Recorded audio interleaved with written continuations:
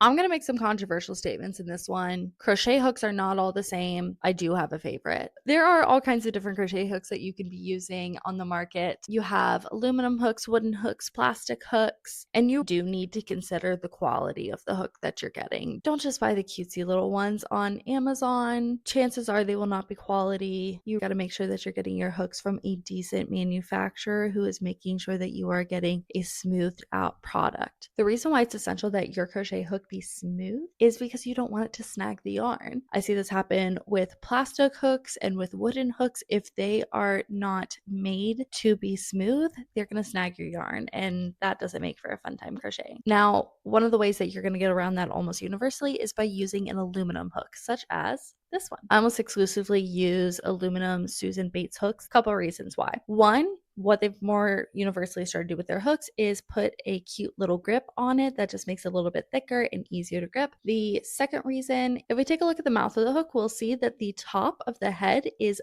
pointed, makes it easy for crocheting into the foundation chain, and the mouth is also pointed, and that creates a little bit more space for you to hook your yarn. It just makes it a little bit easier and it flows so well. Again, this brand is Susan Bates. That's what I prefer to use. If you've got, something else that you like to use and that works for you, boo, you do you. Now, if you're noticing that you're having some hand pain when you're crocheting, you might want to find something that has a more ergonomic handle. I have seen some people take like tennis balls and cut a hole into them and then stick the hook into the tennis ball. So they're like holding the tennis ball like this with the hook, and that's how they're crocheting. Maybe that's something to look into, a can of tennis balls. I don't think they're too expensive. Now, if you saw the last episode and you're like, okay, I've chosen the yarn that I want to use for my next project, but I don't want to use the recommended hook for that yarn. Babes, you don't have to. So the example that we used on the previous video was this Karen Simply Soft. It's a weight for acrylic yarn that recommends using a 5mm hook. You can use a 5mm hook, or